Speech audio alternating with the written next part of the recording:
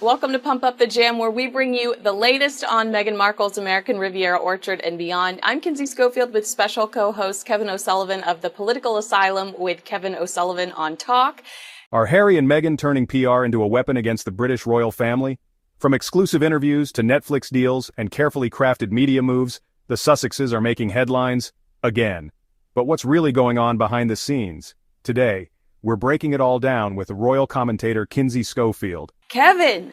Meghan Markle was spotted with actress Kimberly Williams Paisley yesterday in Montecito, California. Kimberly is a superstar in the celebrity philanthropy community, works with Michael J. Fox, has a grocery store that her and her husband, Brad Paisley, built in their hometown. So if you're a family that can't afford groceries, you can just walk in and take something off the shelf. I mean, she is the real deal. People are assuming because of this reputation she has for being so charitable, that could be what Meghan specifically is sitting down with her to talk about. Yet Meghan was wearing 61,000 pounds worth of clothing and jewelry during this charitable brainstorming session. Do you think this woman completely lacks self-awareness? Well, I think she does, and I saw that outfit, and I'm stunned that you're telling me it was that expensive, because it was a pair of jeans and a white blouse, wasn't it? But she has a knack of everything she wears is sky-high priced, really, really expensive. So being down with the kids and keeping it real, that isn't Meghan's style. So yeah, how can we be generous? How can we be generous to people, to the underprivileged? Well, maybe don't spend so much on your clothes and give some of the extra money to the poor. That might help. But don't wear 61,000 pounds worth of clothes. Wear, I don't know, 2,000 pounds worth of clothes and give the other 59,000 to worthy causes. There you go. That's how to do it, Meghan. Quite easy. Well, there was also some debate online about how I believe I saw some fans call it predictable that we get a pap shot of Meghan Markle on the same day that they release a picture of Prince George, which I don't believe I don't believe that didn't occur to somebody. That is Prince George's birthday, so they're probably going to release a photo and somebody's probably going to see us out and about in Montecito, two celebrities. But at the same time, I'd argue, and this is a very rare moment for me, but I'll take up for Meghan here. The king did hold his coronation on Archie's birthday. So exactly. I mean, the king deliberately did that, and he stole Archie's march, and that was a disgrace. No, but seriously, Meghan does seem to be incapable of going out for lunch or dinner without being photographed. When Harry and Meghan stepped down as senior royals in 2020, many hoped for a quiet life in California. Instead, we got Oprah, Netflix, Spotify, and a book deal that rocked the monarchy. Kinsey Schofield says this wasn't accidental. It was strategic. Every move, every media appearance, part of a calculated PR campaign. But why? And who's advising them? And you're right. I think she chooses her companions very carefully. So this will be Meghan sort of basically announcing, look how philanthropic I am. I'm with this big philanthropist pal of mine, and I too will be very generous to the underprivileged and those who deserve it. It's pathetic, really. It really is pathetic. What I would suggest, I mean, I don't know Meghan personally, but her friend, right, she's the kind of person that charity comes not only easily to, it comes naturally. With Meghan, being charitable is really, really hard work. I don't think she quite understands it. You shouldn't really have to go out and pick someone's brains about how to be nice to the poor, how to help the underprivileged. It's not rocket science, but for Meghan, it's a very, very difficult concept. You're absolutely right. I want to talk to you about a new piece in Newsweek. There is a story about how Prince Harry and Meghan Markle could potentially, an endorsement from them, how that could affect the election, this upcoming election season. They say that if Meghan Markle and Prince Harry were to endorse anybody, their influence holds 40% of Americans. And while that is kind of a concerning number, What? 20. Wait. That I know that. What is that, Kinsey? That's about what, 180 million people or something? I don't think Well, so. no. But carry on. Yeah, so it's a little bit manipulative, that one line in the story, because 21% say they would be likely to vote for who Harry and Meghan were to endorse. 20% say they would be less likely, and then the other percent are like, I don't care. So 21% of Americans, I mean, that's frightening enough for me, said that they would be willing to vote for who Harry and Meghan endorse. When Harry and Meghan were still working royals. Central to the Sussexes' media strategy is the idea of being wronged. Whether it's family feuds, palace politics, or the British press, Harry and Meghan have cast themselves as survivors of an outdated institution. But critics argue that this victim narrative has been amplified through high-end PR to win public sympathy and monetize controversy. They refused to meet with Donald Trump when he visited the UK as president. Do you remember that? Meghan criticized him openly on a late-night show appearance, talking about how divisive he was, which ironically is how Pat Tillman's mother referred to her husband. So, that's a little fun fact. And then Prince Harry was critical of the president when he took that call from a prankster pretending to be actress Greta Thunberg. There's no question that Harry and Meghan loathe President Trump.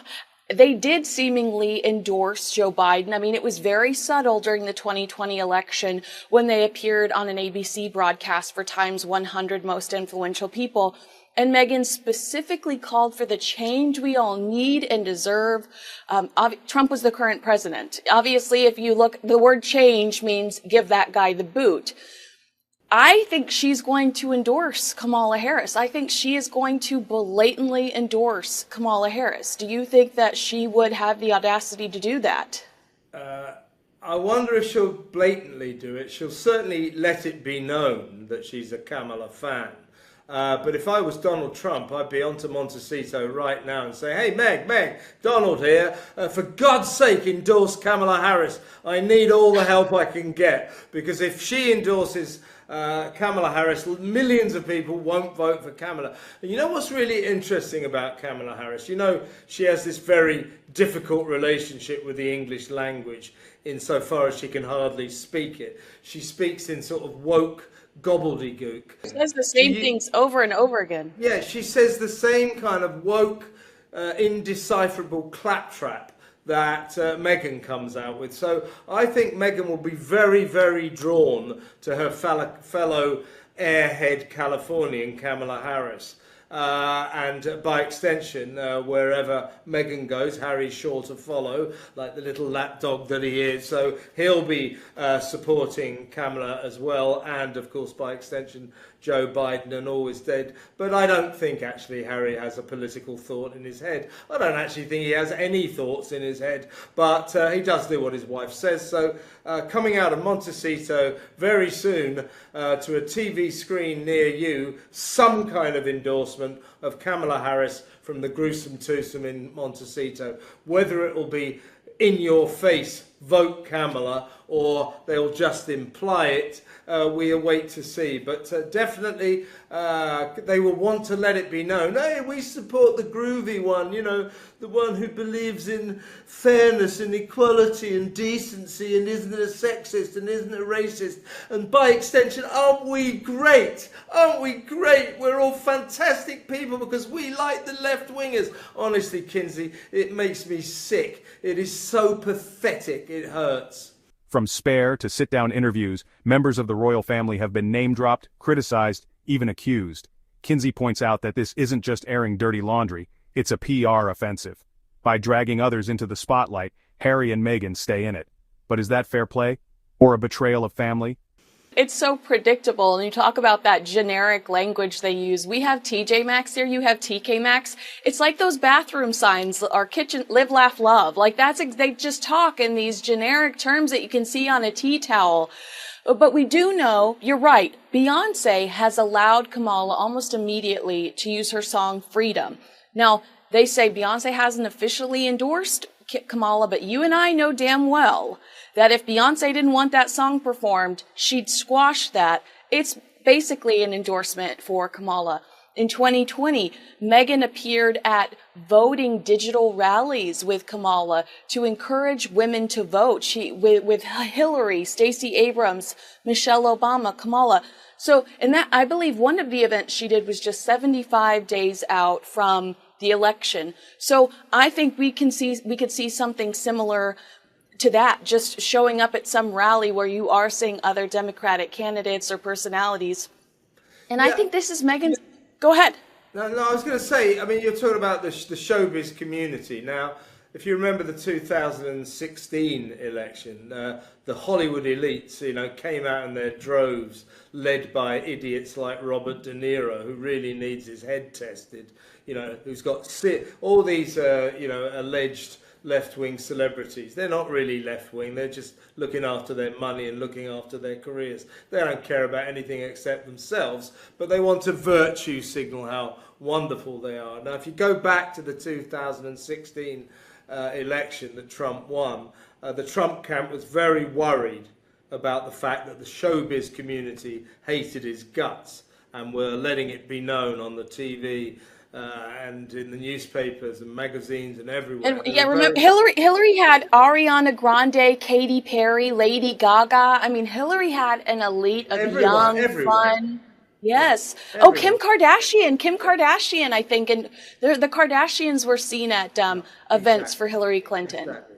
Now, so Trump was very worried about this. Guess what? Turned out it was in his favor that regular Americans, the fine people of America. Now, if you're enjoying this breakdown, hit that subscribe button and turn on notifications. All right, let's get back to the drama. But here's the twist. Has their PR machine started to backfire? Public trust is slipping. Their Spotify deal got cut. Media coverage is growing more skeptical. Even in the U.S., some fans are questioning their intentions. Kinsey Schofield suggests that the more they speak, the more credibility they lose. Don't particularly like these multi-millionaire, sometimes billionaire film stars living in their mansions with their swimming pools and their jet-set lifestyles saying, we support the left-wing guy.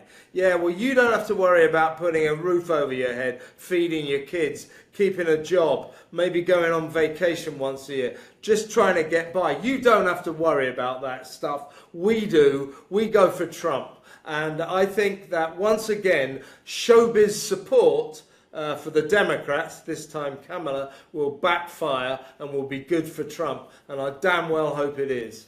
And that's a really good point. And, another thing I constantly think about when it comes to Harry and Meghan is just how they don't consider the consequences. When they did that in 2020, they alienated half of the country that were ready to vote for Trump. They angered by appearing on that Times 100 special and making those comments. And there's also, and I'm going to offend some people here, but there's also some hypocrisy in the fact that Meghan specifically calls herself a feminist. Kamala is definitely, I think, waving that flag and saying, oh yeah, vote for me as the first black female, president. Meanwhile, the Democratic Party has completely obliterated women's sports by allowing trans athletes to compete against biological women. Just does she not see the hypocrisy there? I mean, as a California prosecutor, Kamala put over 1,500 people in jail for pot violations, then laughed when she was asked if she'd ever smoked a blunt. Is silence the new power move they should consider? Harry and Meghan redefined royal life, but at what cost? Through curated PR, they've built a global brand, but fractured relationships along the way. Is it empowerment, exploitation, or something in between? Let us know what you think in the comments. We read every single one. And don't forget to like, subscribe, and share this video with someone who follows royal drama like it's Game of Thrones. Thanks for watching. See you in the next one.